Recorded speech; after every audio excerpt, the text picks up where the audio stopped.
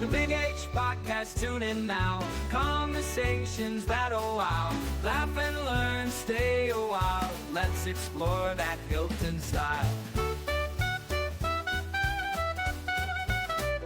From the highs to the lows, every story just explodes. Mike's got questions on the go, diving deep from head to toe. Every week the guests align, sharing moments so divine. Stay with us, the pace is fine. Every episode you'll find. The Big H Podcast, tune in now. Conversations that'll wow. Laugh and learn, stay a while. Let's explore that Hilton style.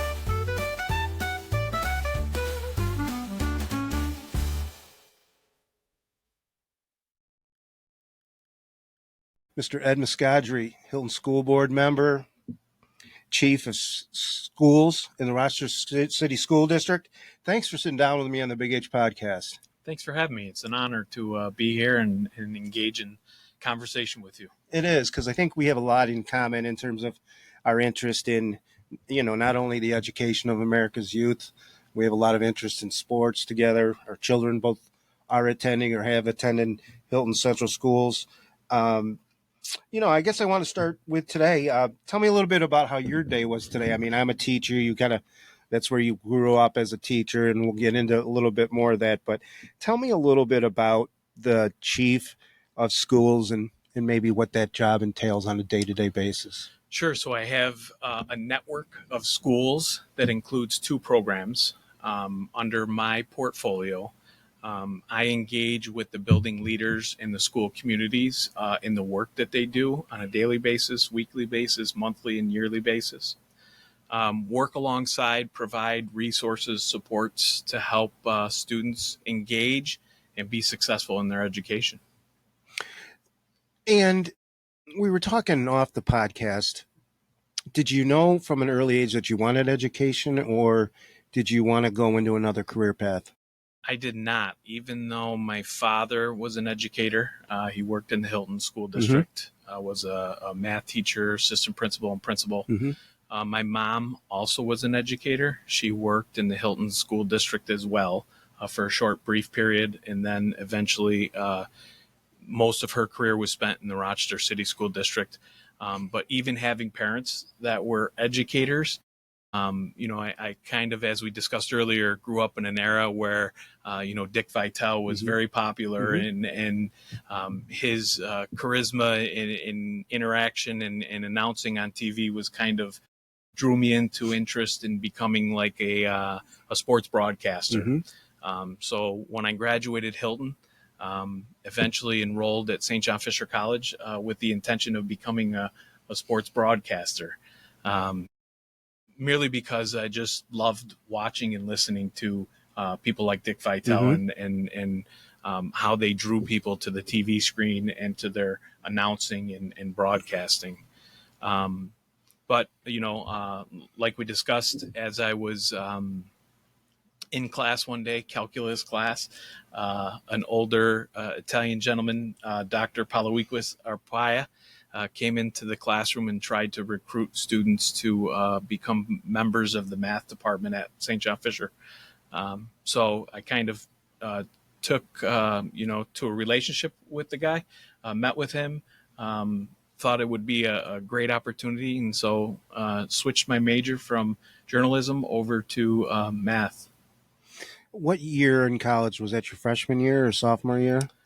It was my sophomore year. Okay. And was it easy to do with credits and everything, or it didn't put you behind or anything like that? It was. I kind of struggled transitioning from high school into college.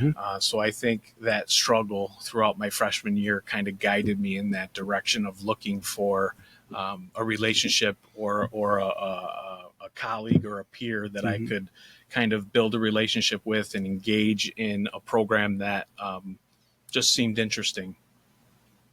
So you graduated Hilton High School in 2000? I graduated Hilton High School in 1996. Sorry, 96. I graduated Fisher in 2000. Okay, thank you. Well, I looked you up on LinkedIn, so maybe it sent me off. If you don't mind me asking, you said you had a little struggle in your transition. What did you mean by that? It was just difficult, right? The transition from high school to college was difficult from a guidance perspective, an independent perspective, kind of having to grow up quicker than I was obviously ready to do. But finding the supports both within your family and within your friend group to be able to support you in defining that transition and working through the struggles that you have to work through really helped me out and put me on the right path into my sophomore year. Explain a little bit about your family, because I know there's all three boys. Where do you fit in the line, and what are they doing nowadays? So I'm the youngest of three boys. The other two will tell you I'm the spoiled child. Of course, I think all the way. The Right. youngest one is spoiled. Right. Yeah. My older brother, Pete, is currently a phys ed teacher at Pine Brook in the Greece Central School District. We both started teaching the same year in 2000 after graduating college. Pete obviously graduated from Hilton and then went on to SUNY Brockport to get his degree there. My oldest brother, Tony, currently works for Honda out in Ohio. Tony graduated from Hilton in 1992. When he left Hilton, went to the University of Notre Dame, spent 4 years there, graduated, and right from graduating Notre Dame, went out to Ohio to work for Honda. Okay. Earlier you said that transition going from you were looking for maybe some mentorship and things going into college. How has that helped shape you with your leading of youth now, and when they come into the high school levels and whatnot? So I think that's eventually what drew me back to Hilton, right? Okay. Those relationships you build throughout your childhood. Often people say it takes a village to raise a child, and that's what Hilton is, or was for me and my brothers. So I think as I engaged in the practice of teaching and learning, I often look back at the teachers that I had good relationships with, and tried to resemble some of the same qualities that I felt I got when I was in their classroom that helped make me successful through my career.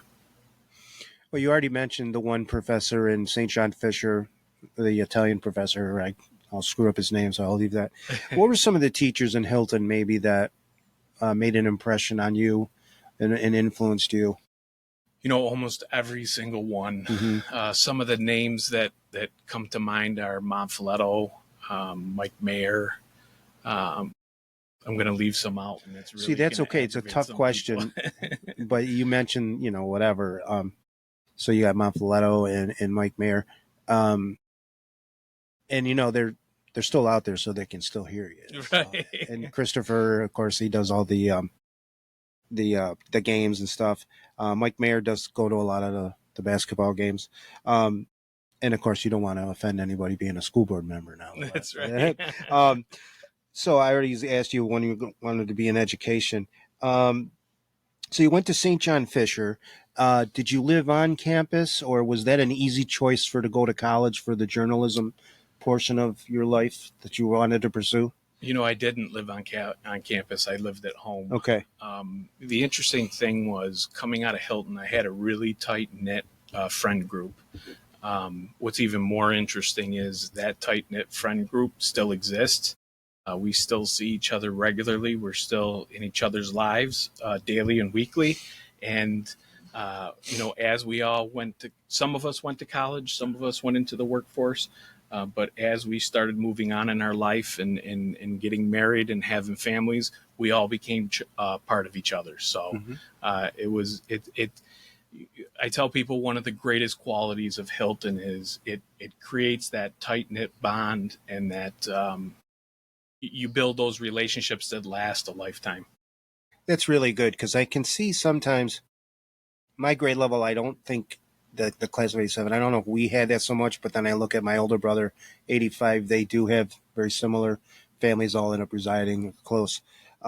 What is it about Hilton, if you could pin 2 or 3 qualities on it, that makes it a nice place to bring back your family and to raise it? And it's the community. I always go back to the relationships. the way people lift each other, represent each other, help each other out. I think that's a huge reason why people come back. But they get to know each other, and it's those relationships that they form, I think, help them grow all the way from, when you have them early on in their educational career, all the way through high school and beyond. So you got a Bachelor of Arts in Math at St. John Fisher, and upon graduating, did you get a job immediately right in the city school district? I did. It's a lot like we're experiencing right now with teacher shortage. Okay. I actually got a job out of Fisher before completing my student teaching requirement. I moved right into a math position at Edison Tech, where my mom was working. I was slated to start my student teaching in September of 2000 and got a phone call saying, we don't have math teachers. We can actually hire you as a math teacher. And if you work your first year full-time in the district, it will count towards your student teaching requirement. That's great. Do you remember your first class or your first course you taught? It was extremely nerve-wracking. Yeah. I mean, reality set in really fast. Really fast. But, again, like I spoke to earlier, being able to remember the positive experiences, the great experiences that you had growing up in Hilton, kind of set the stage for a person like me to step right into the classroom. How do you think the students perceived you that first year? I was almost the same age as them. I know. I'm thinking, God, you barely were 22 years old. Right. So, I anchored into having parents that were engaged in education. I could see positive results from their interactions and how they worked with students. So it's kind of like a combination of all the things coming together. Okay. Establishing good, solid, trusting relationships with students in the classroom, setting high expectations, and working with them and providing them what they need to be successful.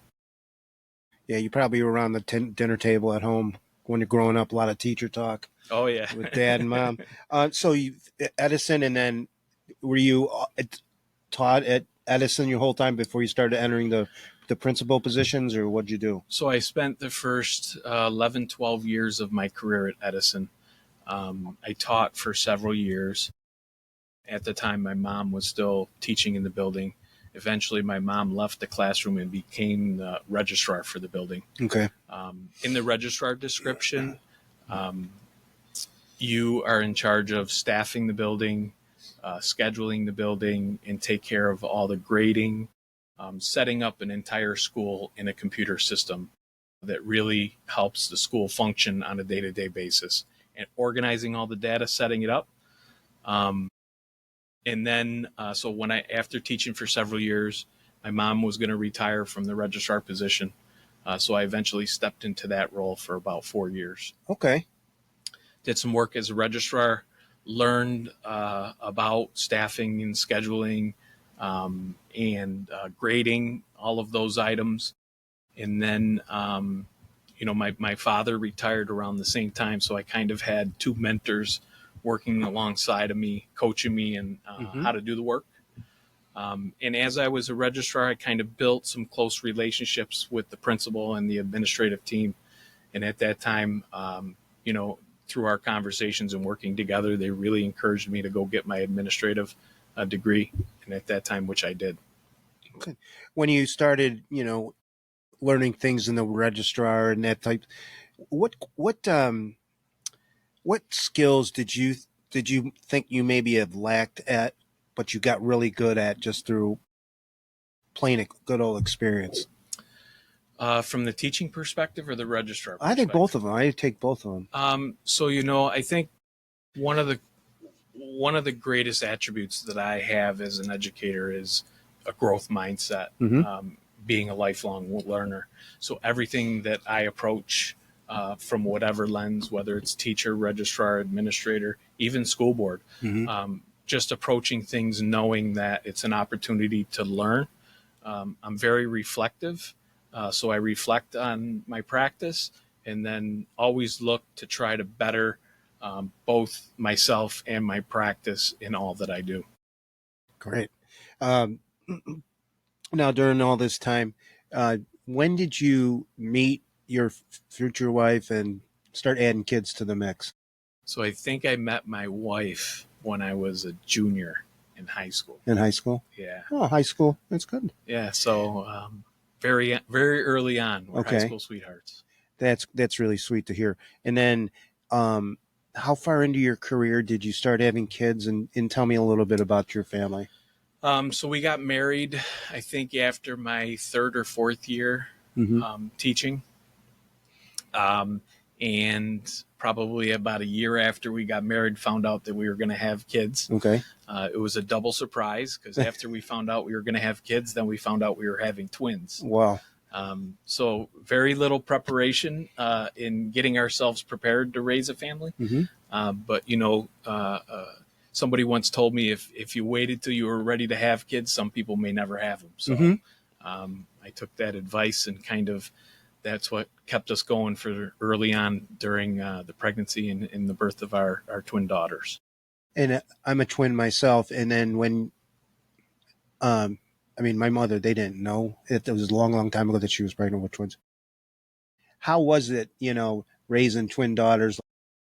Did you change a lot of diapers? Did you have help? Or did your wife just buck up and do all of that?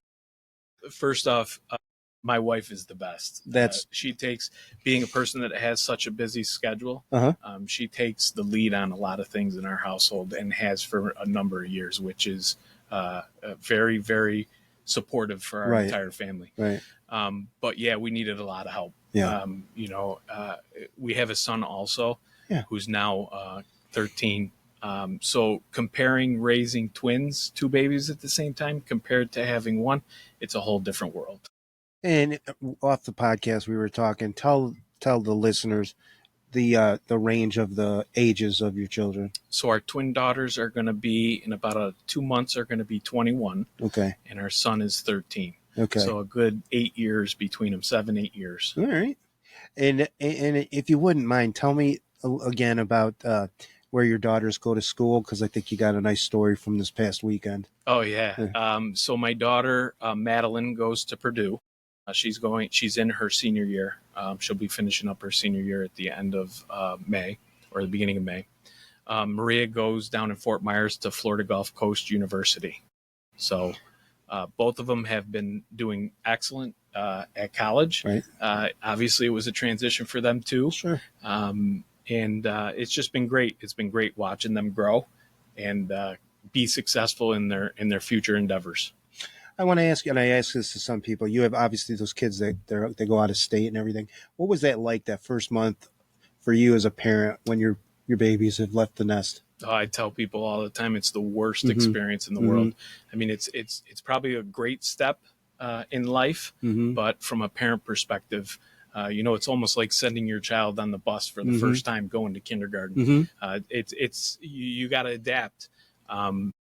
But what I think it has done for us is you travel a lot more and visit them and be able to engage with them at a different level. And you did go to the Purdue Notre Dame game, I understand, right? We did. Friday we went to Chicago. My daughter, Purdue's 2 hours from Chicago. Okay. So it's a lot easier for us to fly to Chicago and for her to drive up than to drive 8.5 hours. So we got to spend some good quality time with her. Saturday morning, left Chicago and drove out to South Bend because Notre Dame was playing Purdue. So we got to go watch the Notre Dame Purdue game. Very nice. Well, only half of it because of the rain delay. Yeah. There was a long rain delay. It sure was. Yeah. But, it's just those experiences, right? You make the best of them because your child's not with you at home every day. So you try to go visit them and create opportunities to spend time with them. Not as you would normally if they were living under your roof. And share with me again what the careers they're pursuing. So Madeline is in chemical engineering, and Maria is in pre-law at Florida Gulf Coast University. All right. Now, do you think you're ever going to get them back in New York State, or they're just loving where they're at? Yeah, probably not. Not. I don't know what opportunities for a chemical engineer, but Mm-hmm. Madeline's starting to engage in the process of looking Mm-hmm. for job opportunities, and most of them are not in New York State. Maria absolutely loves Florida. She became a Florida resident, which Okay. has helped out immensely with tuition down there. But she loves it down there, and so she will probably seek out some kind of law school in Florida. But we get to visit her a lot too. My parents do have a place in Florida, so we do frequent Florida a lot as well. Yeah, because you were saying that the kids being out of state, it's giving you the opportunity to do a lot more traveling and stuff. Okay, so then you got the daughters, seniors in college, and then the son who's in eighth grade. Tell me a little bit about him. What's his interests and things like that must keep you busy here now. He does. For example, this weekend we're going to travel to Ohio for soccer. Okay. We come back and then we go right back to Ohio the following weekend for soccer. So he's an avid soccer player, plays basketball, and absolutely loves playing golf too. Okay. Actually plays more golf than I do. Now, because golf was one of your big games. Does he play for the high school team yet? He did last year, Okay. and he has intentions of playing again as well. So. Well, good. I know Coach Ice will want him back there. Soccer was big in your family too, right? Wasn't your dad big in soccer? Yep. My dad's an Italian immigrant. Uh-huh. Came over to the country when he was 8 or 9 years old. But that was our family sport, right? Being a sport that my dad played so extensively. He played in high school. My dad's a graduate of East High School. Mm-hmm. Played in high school and then eventually played at St. John Fisher and also played, I think, at South Bend as well when he went to Notre Dame for his master's degree. But eventually came back to Rochester and played for the Rochester Lancers. Wow, I didn't know he played professionally for the Lancers. Yep. Your high school days, which sports did you participate in? I played soccer as well. Mm-hmm. I also played basketball and Mm-hmm. I played tennis because Hilton did not have a golf team at the time when I was in Hilton. And I'm sure if they had a golf team, you would have been doing that. Absolutely. When you were going through Hilton, any other clubs, any interest with instruments or, I don't know, drama clubs or anything like that? Or I was on student council, participated. I was always at the building and in the community, mm-hmm. right? Having a parent that was, at the time my dad was serving as an administrator. He was a past principal. Mm-hmm. So kind of a lot of the things we did as a family were part of the community. Mm-hmm. We would go to events all hours of the day. And whether we were engaged in the event or attending because, my father was an employee and we mm-hmm. had to go support whatever program was on that day. Stress your memory here. What were some of those community events that you attended, either as a school community member or as a son of an administrator? It was everything, all the athletic events, band concerts, chorus concerts, theater plays. It was even community events. I think my dad was like a Lions Club member. Mm-hmm. So even Lions Club events, Apple Fest, all the things that would happen in Hilton. It was almost every single day there was something going on. Does he live over there on Peck Road now? Right around the corner from here? No. You said Florida. He moved out of his house on Peck Road. Okay. My brother, Pete, myself, and my parents all live in the same complex, which is off of Peck Road. Okay, you know who knew that was my son. He's 20, and he's like, I think they live in like a whatever. Yeah. Okay, so you were in student council in high school. Did you ever, when you were younger, predict that you would not only be a high school or school administrator, but you'd also be in a school board? Everything to do with my career after leaving Hilton has kind of gone in the direction it has with no plan or intention for it to go in the direction that it has. Mm-hmm.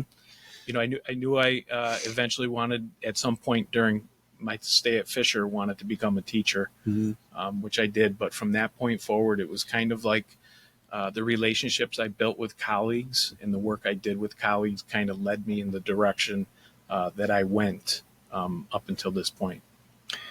Where did you do your administrative certificate work?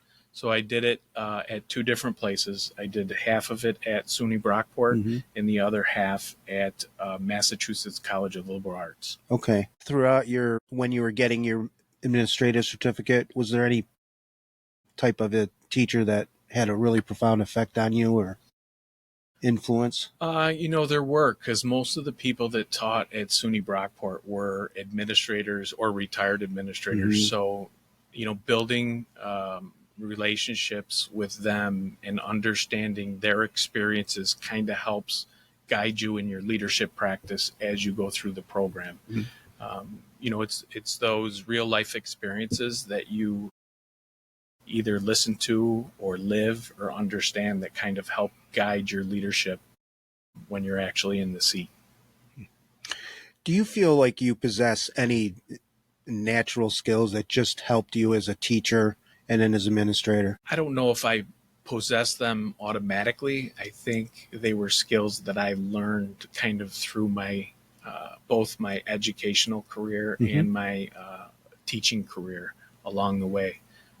Being somebody that's very reflective and growth mindset, being able to observe and the experiences that you have with the individuals that you work with, kind of understanding how others' successes happen and acquiring those attributes and applying them to your leadership or your work, I think kind of help you become more successful as you're in your journey, both as a learner and as a teacher or an educator. Tell me a little bit about maybe some challenging a moment that you've had as an administrator and how you went about it. Because you say, you're definitely right about the reflective and the growth mindset. And then when something appears in front of you, how do you remain so cool, calm, and collected and handle that situation? It's a great question. And I think it changes as your experiences happen and as you go further on down your career and experience wise. I think your reactions or your leadership early on in your career are way different than they are, right, the longer you spend in that career. But there's so many that I've learned from, probably one of the biggest ones that I tell people right now. I became the principal at East High School. The day that I became the principal, the current principal took over for Dr. Nelms and became the superintendent. So I had to fill the shoes of somebody that was very, very successful, that was part of a group that kind of redesigned the school, worked with educational partnership with the U of R to turn the school around and make it very successful. And that was a position that I had to fill for an individual that was doing the work and now was my supervisor, right, living in the same space as me. So, and as a school. So, I tell people it was probably one of the most difficult jobs, but at the same time, most rewarding, because I was learning from somebody that was extremely effective as a leader, and was probably one of the best coaches I had. Great example. Growing up, when I say growing up, that could be anywhere before when you're 10 until you get that first job. Any early jobs that you did along the way that you made, some pocket money for summertime for? Oh, there were so many different ones. I worked at Tops, which was a big grocery store. In the village? Tops was not in the village when I was there, I don't think. I think it was Big M still. Yeah. When I was in Hilton. Yep. But I worked at Tops, worked at the mall, at some technology stores. But, being somebody that was engaged in so many athletics and so many things outside of the school day, it was very difficult to work while in school. Right. Plus, when you're part of teams, there's other expectations around volunteering and supporting the community outside of the season that we would engage in as well. Yeah, you're a busy guy when you're an athlete. There's not a lot of downtime for other things. Let's go to the school board. How many years have you served on our school board? I'm going into this is my 5th year on the school Fifth board. year. Um, can I ask you, what was the reason you first ran for it? I mean, I know you had children and things like that. I mean, clearly you were very qualified with your advanced teaching and administrative, but what was your reason? I think the biggest reason I ran and wanted to be a part of it was to learn it. Okay. It's a different side Mhm. of the educational world. So I'm always under the impression of the more that you can learn, the more that you can grow, Uh-huh. right? As an employee, as an educator.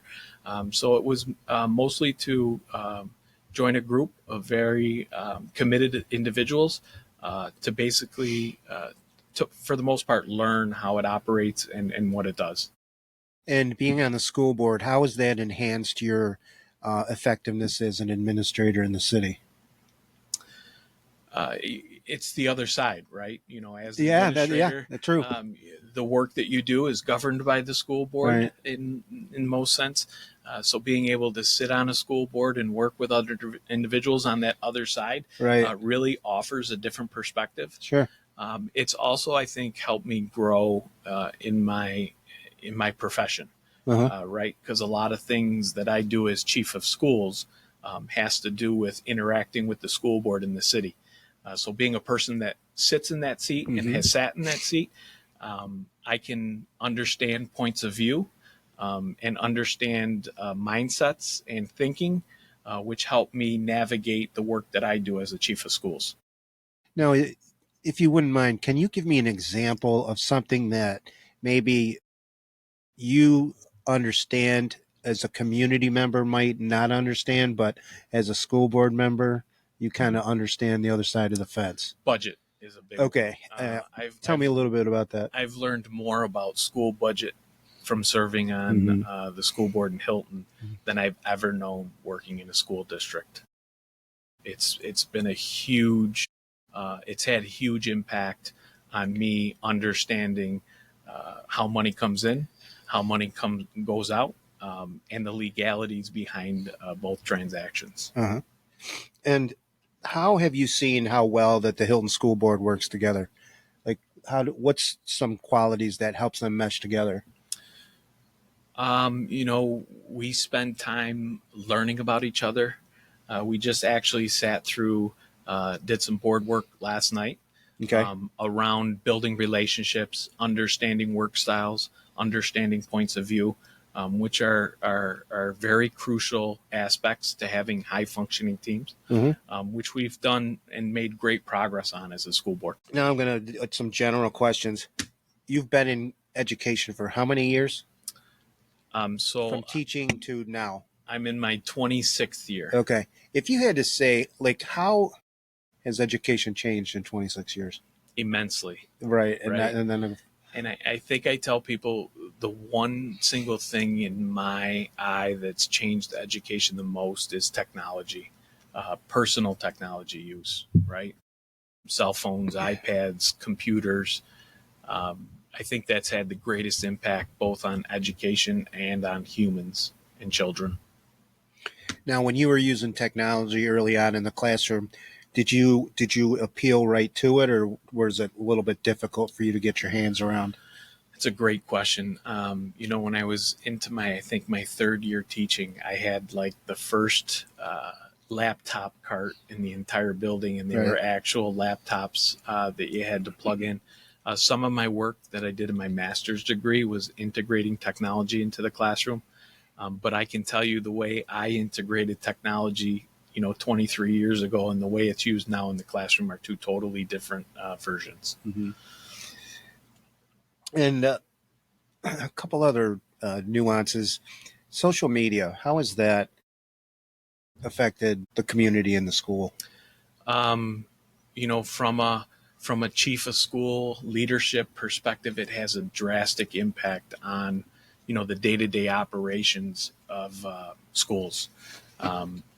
I think it has a bigger impact on humans and human beings, their ability to coexist, to kind of communicate, oftentimes I think personal electronics, cell phones, social media kind of remove that interaction, which I think is crucial for growth of people, both in the education system and in their professions.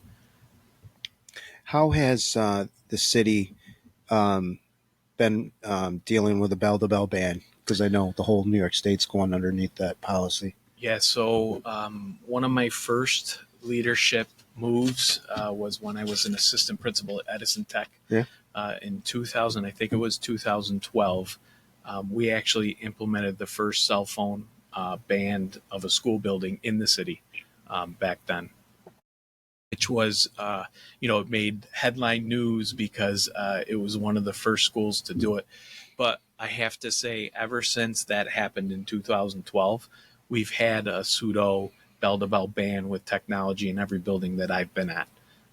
So every building that I've been at since 2012 collects cell phones. So students have been able to use them for many, many years. So it was kind of a smooth transition for us. Yeah. Once the state implemented it, we just went about business as usual because that's what we did. So I can do the math. I'm not a math teacher, but that's 13 years. So this isn't your first rodeo, as they say? No, not at all. How about artificial intelligence? How do you think that's going to affect the field of education? That's going to have a big impact, I think. It's growing in our district from an employee perspective. I think a lot of people are starting to navigate how impactful it can be on practice in a positive way. The question is, how do you transition using it when adults are using it to support students and not to interrupt their ability to learn and grow as they should, and not rely on a tool to actually do it for them. How have your daughters, how has artificial intelligence affected them at their school? Do they ever talk about it? Do you ever discuss that with them? We really don't talk much about it. Yeah. I think they are, I can't commend the Hilton district for how well they prepared our kids to go to college. A lot of things that they learned helped them jump right into it. They were very successful from the get-go. And I think the skill set that they learned and established in the Hilton district kind of prepared them into college and removed that need for them to rely on AI to support their growth while in college. Well put. Well put. What do you see in your future? I mean, you've risen to extremely high levels. I guess, are you content, or if something else opens up the door, will you take a leap of faith? That's an interesting question, because if you'd have asked me 25 years ago, I would have said, I'm going to be a teacher for 35 years, and then I'm going to retire. Right. So I don't know. I don't close the door on opportunity. I talk a lot about relationships. The relationships that I've established with colleagues throughout both the district I work in and live in have been great. I continue to learn and grow from both, from all positions that exist within education, from clerical members, from custodial members, to people that run operations, instruction, leaders in schools, teachers. So I think those relationships and having colleagues close to me help guide where you end up next in your career. Okay, well said. One more serious question, and then just got some fun ones. You're a reflective type of person. What are 3 words you think that people might say about Ed Mascadri? So basically, I'm saying for you to look in the mirror and either say, I think this is what they would think. I think they would say trustworthy, collaborative, and team player. Pretty big things that you need for a successful organization. So thank you for that. Absolutely. It's not always the easiest thing to answer. Okay, some fun things. Favorite food? Don't tell me pasta. Well, having a father that's a Italian immigrant, there's nothing else on Sundays than a nice pasta dinner. But good homemade sauce and pasta. All right. Absolutely. Now, does your wife make her own pasta sauce or what? We just had that conversation this past Sunday. Yeah. So she does not yet. Does not yet? No. Is she going to take it from her mother-in-law or whatever? No. We we've kind of, as you grow away from family, you start to refine your own sauce and it becomes your own. So what do? You add something extra? You take something away, or like how does that go? You kind of try little changes here and there, but the one rule is you have to use San Marzano tomatoes in the sauce. That is the one standing rule. All right. And lots of garlic. All right. Your favorite movie? And sometimes people can only narrow it down to 2 or 3, but I'm not a big movie person. Okay. Completely opposite from my wife, who will name every movie and every star in every movie. No kidding. But I am a big Liam Neeson, I think that's his name, movie person. Okay. I would say the Taken series. All right. Are you well? Even if you're not, you got to fake as being a reader. Favorite book? Oh, favorite book. You can plug an educational book or something, or a quote even. I would say favorite book, as I was going through my leadership journey, was the book about Tiger Woods and his career. I don't remember who the author was, but it was just it was great to be able to relate to somebody in their journey of becoming such a great success. Favorite sports team or sports athlete? Diehard Notre Dame fan. Okay. Coming from a family that had a brother and a father that both graduated from Notre Dame. But when my daughter went to Purdue, it was even a struggle to get my dad to wear some Boilermaker gear, but it did happen. Forgive me, I'm a teacher of third graders. They're in the same state, right? Purdue and ND? They are actually about an hour and a half, and 45 minutes away. Unfortunately, I thought I kind of had an inkling they were going to get rolled last year by Ohio State. It just seemed like it was Ohio State's year, but yeah, they always struggle with the big time games, but I think they're starting to make headway in being able to prepare for them. Yeah, and then I do think their loss to Miami and then Texas A&M. I think by the end of the year, those are going to look like good losses. Those teams are quality. Hopefully, they got a lot of work to do with their defense. Yeah, but then I did hear like College Game Day. I'm a College Game Day nerd.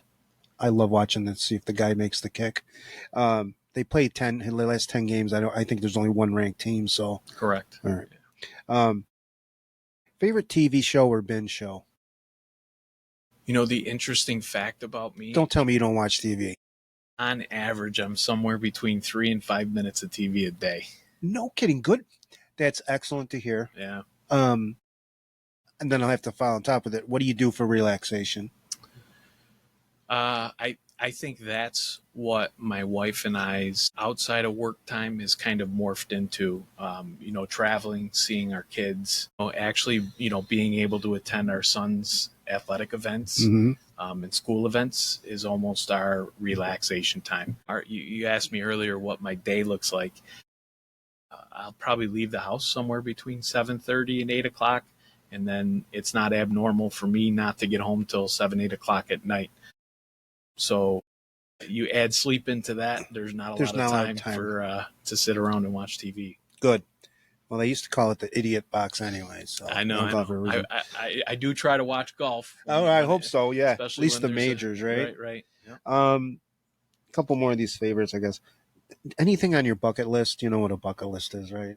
I do. That you'd love to do.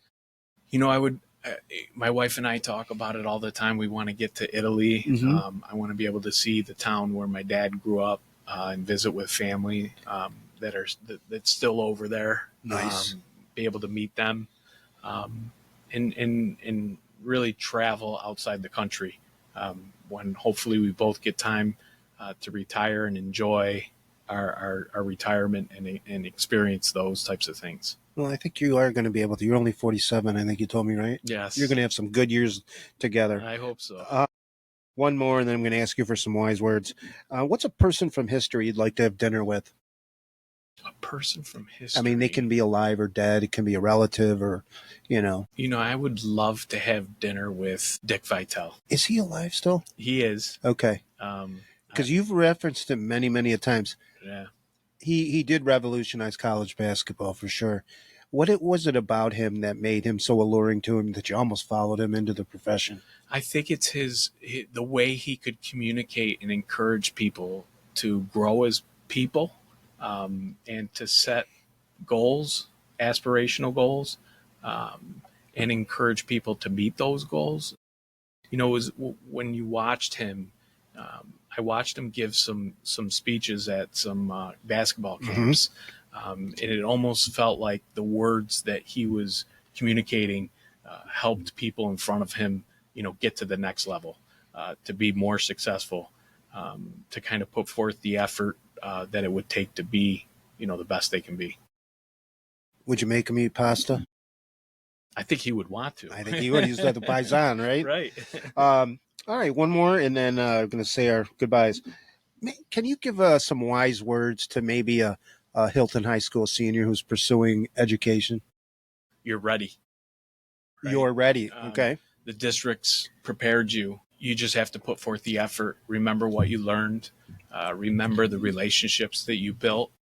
I also think it's important important for seniors to know they've established relationships and connections in the district that are not ending when their high school career or their K-12 career ends. Those are people that are mentors, coaches, people that could help them continue on in their life. Well put. Well, Ed, I really thank you for joining me on the Big H podcast. I think these are great words to live by, not only as an educator, teacher, school board member, father, even probably more so. If you like what you see, hit the follow button on the bottom and turn on your notifications so you don't miss an episode. You can follow me on Spotify, Apple Podcasts, and of course, YouTube at the Big H Podcast. Thank you for tuning in.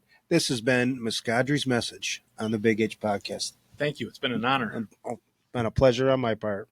The Big H Podcast, tune in now. Conversations that'll wow. Laugh and learn, stay a while. Let's explore that Hilton style. From the highs to the lows, every story just explodes. Mike's got questions on the go, diving deep from head to toe. Every week the guests align, sharing moments so divine. Stay with us, the pace is fine. Every episode you'll find